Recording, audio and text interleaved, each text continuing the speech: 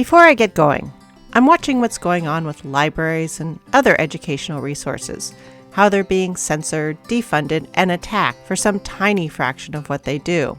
Now, part of that, and what is making some people uncomfortable, is working to tell the whole story of America's history. I just got back from a research trip to and around Philadelphia and had the chance to ask all sorts of odd food-related questions and spend time with knowledgeable, patient, enthusiastic, and interesting people at national parks, living history museums, foundations, and other resources that preserve and study our complex and sometimes uncomfortable history. What they study, preserve, and at times literally dig up are invaluable in telling the story of our country. And recent scholarship has become more aware that many stories of many people have been left out in the past. All this work digging deeper into known stories and uncovering previously ignored and forgotten stories helps us understand why we have been so successful in some ways and how we've gotten ourselves into some messes. Learning from our past can make our present lives better and the lives of other people as well. And it shines daylight on how vivid and rich the American story is. And that is what some people want to cover up, or make us forget, or pretend that these stories are not there. Creating a rigid, narrow, limited view of American history also pretends that America is not of the world and is not connected to it in both the present and the past. Limiting what stories can be history and limiting access to history says that all of the people who were there, most of them shouldn't have a say in our story. Just the few that tell a story we want. Which, the more I dig into food history, I realize how impossible and ridiculous such a view is. So to that end, I'm going to start each episode by mentioning a nonprofit institution, publicly or privately funded, that contributed to this show in some way, directly or way back in my past. And as I move forward, I would love to mention libraries or history resources, especially living history museums that strive to bring your local history to life. Some place that has helped you learn about local history that would otherwise be lost, or helped you see that the world is bigger, more exciting, or complicated than you realized, or somehow got you curious about looking into the past. So to that end, I will start out by mentioning Kelsey Creek Farm. This was an institution of my childhood in Bellevue, Washington. Initially within the home range of the Coast Salish people, primarily the Duwamish, Snoqualmie, and the Suquamish, the land was initially cleared of timber through logging from around 1901 to about 1920. It then was turned into a dairy, Twin Valley Farm in 1921 as the stumps were cleared, and went through a large number of changes after that. Kelsey Creek introduced me to the fact that where I lived used to be farmland. I also got to see sheep shearing, farm animal keeping and care. It created a window where I could start to see the idea of a way of life unknown to my experiences as a tiny child. And it's still there. The first place my own kiddo rode a pony. Lots of the concepts went right over my little kid head, but it did plant seeds and made me curious. And I'm so glad it continues to hold this door open to the past for so many other children who continue to come to visit Kelsey Creek Farm. I'm also fairly convinced it started my sister on her road to becoming a successful emergency veterinarian. So if you're just a bit east of Seattle, Washington and looking for a different activity or a peek into local agricultural history from the early to mid 20th century, think about a visit to Kelsey Creek Farm. Information about them will be in the show notes. And now, on to the regular show.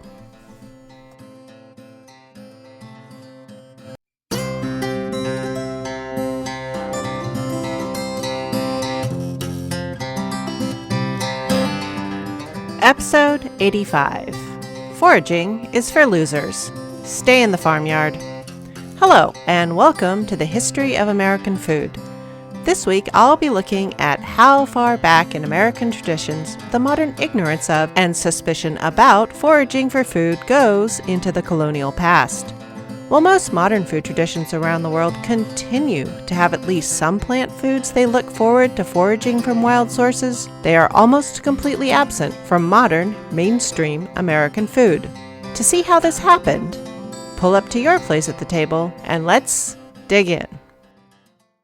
The first thing you need to know is that in the 18th century, foraging for plants was a common activity, but it was already starting to be limited to the spring and summer seasons. And as farmers got more successful and established, they worked to domesticate or replace many of the wild foods colonists were foraging for. Already in the 18th century, the pre-Americans were working to limit the need to forage and marginalizing the activity. Compared to some groups of colonists and then immigrants that will come to America, the English and Dutch were already less inclined to foraging. Now, etymological observation here, all these people were immigrants. They were all coming from somewhere else to move into lands already occupied by other people. But depending on when the people showed up, we American historians give them different names. Interesting. Anyway, the English and Dutch were coming from societies that were already quite fenced in. Compared to much of Europe and much of the global population in the 18th century, these two countries had much larger proportions of their population distributed in either well-established farming communities or urban areas than many other regions of Europe. Most of the land in these countries was accounted for and claimed one way or another, so where people lived was fairly tightly controlled. All of the land, according to their authorities, was somebody's. It belonged to a person, to the state, or to the church. There wasn't much land that was just wild and generally understood as unclaimed, and what little land there was that might count as unclaimed tended to lack any sort of appealing qualities. Rarely could anything be grown on it, it usually lacked any desirable game, and it would probably be fairly inaccessible. As a result, just about every square foot of land English and Dutch, and French and Spanish people for that matter, encountered in their home countries belonged to some entity. Sure, plenty of it was poorly attended and might be hunted on or even traveled across or camped on with relative impunity. But it was rare that people thought of land as ownerless. All the land people encountered was owned, and it was somewhere. There was no land someone could just go and say, hey, no one's using this, and I see it, so I call it mine. The Dutch and English certainly saw the wild, but no one really lived there. They just visited it. There were things that could be collected: wild leeks, a wide variety of berries, spring greens like dandelion, tansy, or nettles, mushrooms, nuts, seeds, along with all sorts of medicinal herbs, but these were supplements to farmed food. For most people, there was no sense that this would ever be enough to live on. Foraged food stretched and even enriched the real food that happened on farms. So when it came to thinking about what land would be used for, preserving or making farms always took precedence over making things wild. In fact, leaving a farm to go wild was seen as a failure and a loss. What came from the woods wouldn't be seen as central to survival. Okay, except for the wood you chop down, but that's different. A quick look back at the 17th century. The original Plymouth colonists were largely city people from Leiden in the Netherlands, and the original settlement in Jamestown was mostly soldiers. So neither group was generally farming or foraging. So these two spots, credited as being the starts of America, were founded by people who largely disregarded foraging or weren't particularly skilled at it. They were also rather representative of so many of the future groups of colonists who would be city dwellers and soldiers, people who had lived apart from agricultural life for extended periods, and as a result, also the sort of people whose practice with foraging had waned. And the hapless starvation of large portions of both groups in their early years cannot entirely be separated from their lack of skill in foraging. Now, some of the European immigrants were people who had lived the agricultural life and were from places that had much more wild, much closer. The English and Dutch might be coming from pretty well-tamed environs, but there were also colonies of people coming from the German principalities, the French escaping one religious persecution or another. There was a new Sweden colony, and there are plenty of Spanish and Portuguese making their home in the New World as well. All of these people were coming from larger countries that had more wild places, and so still included foraging in more of their 18th century foods. Again, mostly everyone in these areas lived on farms or in cities, but all these countries were larger and contained more of the wild. The northern mountains of Sweden, the hills and black forests of Prussia, and the forested and mountainous interiors of France and Spain all contained culinary treasures that kept foraging and hunting as important parts of the culinary traditions. For example, the Germans and French hunted mushrooms all the time and bothered to name them individually in their cookery. The British used them sparingly and tended to lump them all together as field mushrooms. Mushrooms in the 18th century colonial cookery mainly showed up cooked in cream, as a sauce ingredient, or as the ingredient in mushroom ketchup. In fact, the majority of mushrooms used in American cookery today come with foreign names attached. Morels, enoki, porcini, Chinese wood ear, maitake, chanterelle, shiitake, and even the slightly older white button mushrooms that have matured enough to turn brown are known as cremini. And the marketing ploy to sell us the white button mushrooms that have gone overripe, even past the cremini stage, were given the Italian-sounding moniker of portobello. The English habit of cooking with wild leeks did carry over well to making use of the North American ramp. Habits of collecting walnuts and hazelnuts were rewarded as the hickory nuts, American walnuts, and chestnuts added to the colonial pantries. Pecans are native to the Americas as well, but their original range lay in lands claimed by the French, Spanish, and native tribes in the 18th century, so they are not widespread and popular in the British colonies in the 18th century. But you'll notice, despite there being approximately a bazillion of them all over the East Coast, acorns were already largely out of the English diet. Everyone goes and picks berries, though the blackberry we know best now was not yet present. Luther Burbank will have to go and bring that back from the slopes of the Himalayas and make it a scourge of the countryside. But there were relatives of less virulent types that we would recognize as Tartar raspberries and blackberry relatives. While the sloes and other English hedgerow fruits were not around, the fruits I mentioned with pemmican were adopted. The ground cherries that grow on ground-hugging vines were picked, along with bog-growing cranberries and the tree-growing service berries. Blueberries as small tart berries that grew on low-lying shrubs and the tiny intense native strawberries were all picked in their season.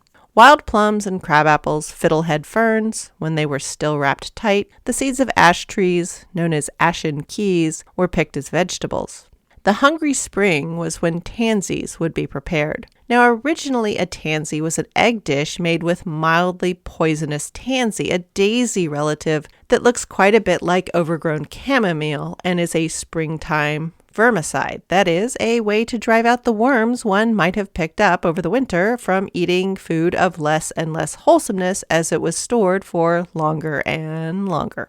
The egg part came in because, of course, that's when all the birds, domesticated chickens, ducks, geese, and turkeys, along with the wild birds, were beginning to lay eggs as fast as they could. Now, after enough people had gotten generally sick off tansy overdoses, it kind of lost its popularity, or at least its preeminence, as the main herb in these spring omelets and egg dishes. In 18th century cookbooks, a tansy will refer to egg dishes with a wide variety of fresh and often foraged spring greens. It was good for popping someone out of the winter doldrums and served up a nice dose of vitamins and fiber that had been missing in the storage winter diet of salt meat, dried apples, dried squash, and hot water cornbread. And it's not just the English that were excited about this sort of dish. Everywhere around the world has some sort of greens and egg dish for their spring celebrations. The Persian Nowruz Kuku Sabzi, or Persian herb frittata, is an example that's easy to find modern recipes for, and I'll link one in the show notes, as it is, right now, a good time to eat spring greens just as I'm publishing this episode. These days, we see dandelions as a pesky weed, but they were purposely brought over by colonists as a dependable spring green, and they likely jumped the fence pretty quick, so were probably part of the foraging rounds as well. According to my grandfather, the first leaves are best, tender and not too bitter. As the plants get bigger, the leaves need to be blanched or boiled and rinsed to remove some of the bitterness. And the yellow flowers have a hint of sweetness. They were regularly added to wine as a flavoring, and as frying became more common, the blossoms were eaten that way as well. But generally, for the English and Dutch 18th century colonists, foraging would always take a back seat to farm work. Other European groups, the Scandinavians, the German, the French, the Spanish colonists, and later Italian and Greek immigrants would continue to forage more and for a wider range of foods. But the fact that they too could own larger colonial farms instead of the meager, inefficient medieval strips of land that had been traditional back in the old country, even for these groups tied more closely to their foraging history, it became less important. But the British, with a weaker tie to foraging, were the first to let it go. Except for berries, of course. No one gave up berry picking. But over time, as the U.S. grew, foraging continues to become less popular until it was seen as somewhere between eccentric, desperate, or savage. That was, of course, partly because the Native American population foraged all the time, at every season, and for a cornucopia of vegetable foods that largely escaped the notice of the colonists. But another part of the disdain for foraging came from the denigration of another group of people.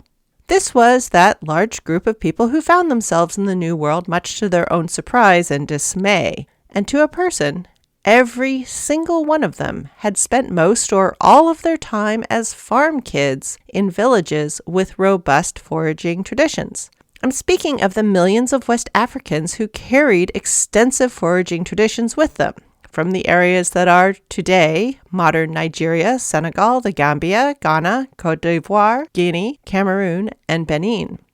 Now, a quick aside to mention adventures that I have to somehow figure out to include in some later or special episode because they are so dang fascinating, and I wish there were stories about this I could pick up and read. The headline is that large chunks of the captives sold to the Europeans were captured soldiers. So when they escaped in the equatorial regions of South America, on multiple occasions they formed fortresses and even kingdoms that existed at times for decades. And were started with nothing but a few hand tools. And they were building these cities and fortresses and repelling numerous expeditions by Spanish and Portuguese military forces. And since they were soldiers, they brought with them the fighting traditions that they had used, and some of them would eventually become the Brazilian martial art, capoeira. What I'm trying to say is that the extensive experience foraging they brought with them to the Americas served them in ways that were inaccessible and unimaginable to most of the Europeans. Okay, back from the diversion. These people of West Africa were much more likely to look upon the bounty of the New World and see food everywhere, partly because of the habits they had grown up with, but also because they were so rarely provided with adequate food. And because far more West Africans and their descendants were spending more time in the natural world, working on cash crops or working to grow food for themselves, they were forming a more extensive catalog of what was edible and nutritious. And also tasty. It's amazing what's edible and nutritious, but is not tasty. And of course, it can't be forgotten, they were the ones who were likely already multilingual from living in a polyglot society. They were the ones learning new languages to survive now. So were likely to have better communication with the local tribes they encountered as they herded cows, hunted game, and rounded up the semi-wild piggies in the woods.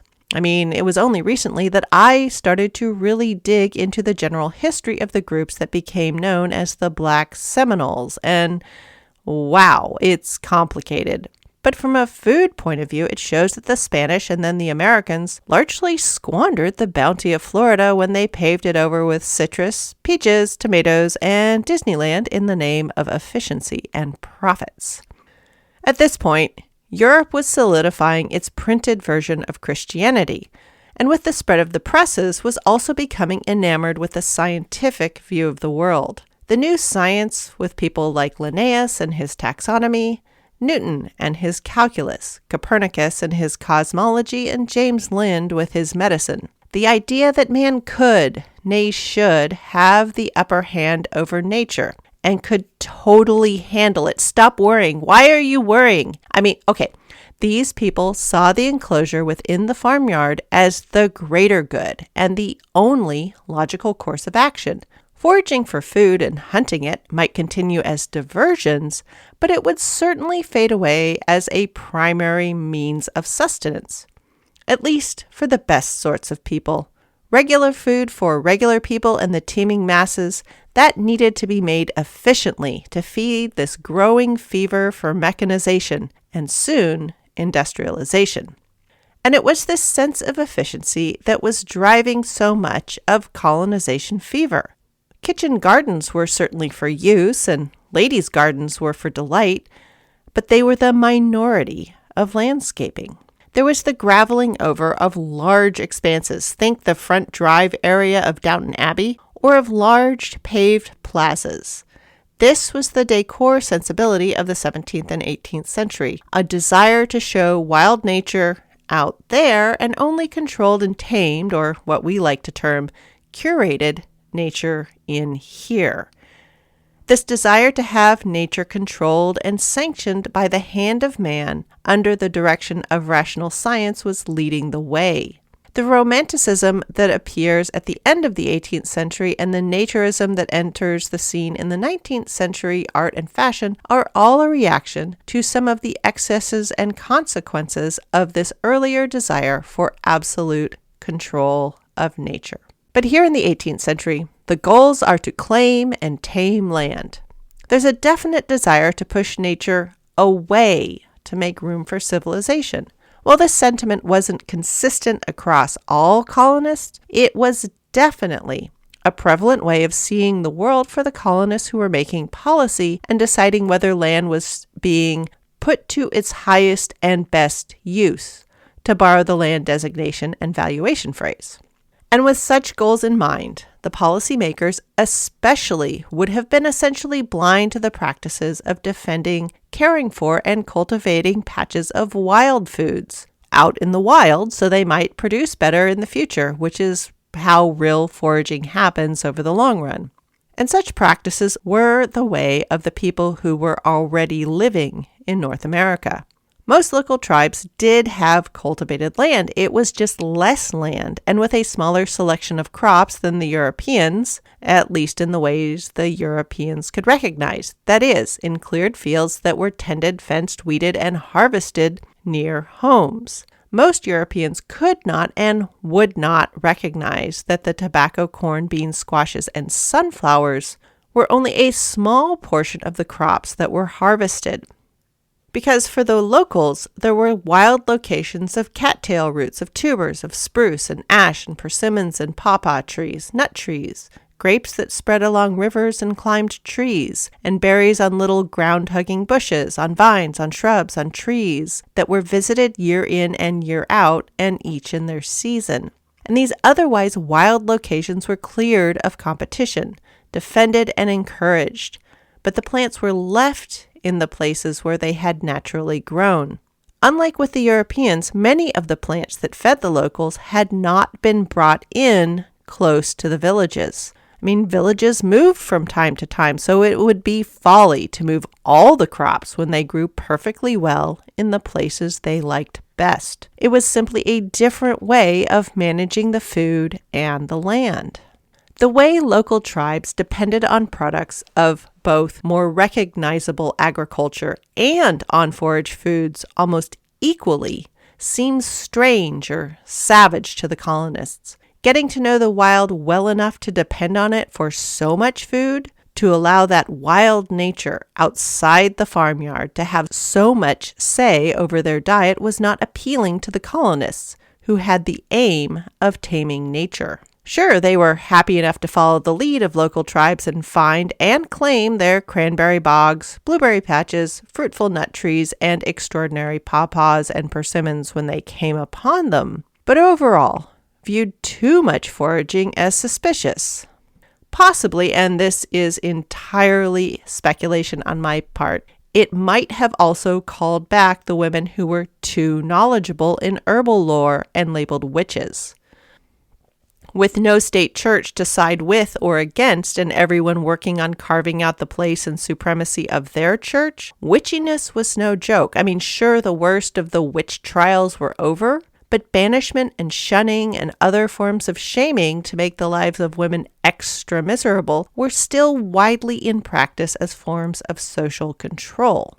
And so, With this swirl of ideas, the desire to control nature, to define oneself from the savage and strange, to leave behind ideas that were labeled as deviant and dangerous, foraging, while still practiced by the colonists, is already marked to fade away from the mainstream foodways. It will still be practiced by all sorts of Americans in the future, but will continue to carry the implications of poverty and of failure, or living on the fringe. Either physically, you're on the actual fringes of the civilized world, or you subscribe to fringy ideas. And it will also mark you as foreign to regular society, either as a recent immigrant or that you're taking part in practices native to North America, which of course were labeled as foreign to the mainstream American way of thinking. Foraging will go on, but it will become less and ever less in the name of efficiency and productivity. Next week, it's time to look at roads, where they are and where they aren't. Their presence and absence will start to shape the future fates of the colonies, and they play into the fascination with efficiency and productivity that are, at bottom, so much of the philosophy of this collection of colonies that is deeply considering rebellion and unification into a whole new nation. Thanks for listening. Any email questions or quibbles along with these cool book recommendations will reach me at thehistoryofamericanfood@gmail.com. The end of the season is coming up, so it's time to start thinking about question show questions. So as you think of them, go ahead and send them in over the next couple of weeks. And thanks again to all of you who've been leaving me reviews. Some are hard to find based on the way the podcast world is fractured, but when I do run across them, they are a wonderful surprise. Show notes for this episode will, at some point, be at thehistoryofamericanfood.blogspot.com. Along with promised pictures and links, I'll also include any interesting media I consumed for the episode. Bibliography's up, and it's heartening to see that some of you are looking at it. Thanks. Music for this podcast is Fingerlympics by Dr. Turtle, and the link to the show notes and other ways to send me questions are also in the show's Twitter, Insta, and post.news bios at THOA Food and in the show description.